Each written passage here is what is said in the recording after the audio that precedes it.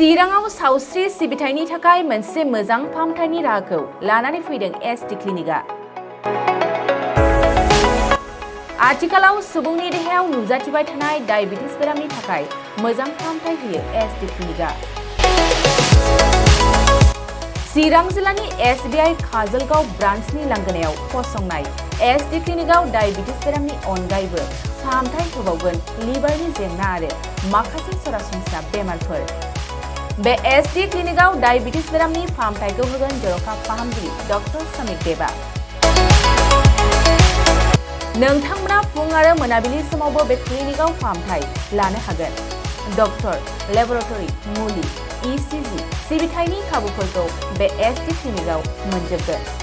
जुदि एसडि क्लिनिकआव रायजो राजाफ्रा गाव गावनि देहायारि जेंनाखौ फाहामथाय लानोबा नैबे मबाइल नम्बर 7002293924 एबा 9954687226 आव थोंजों मुं थिसननो हागोन।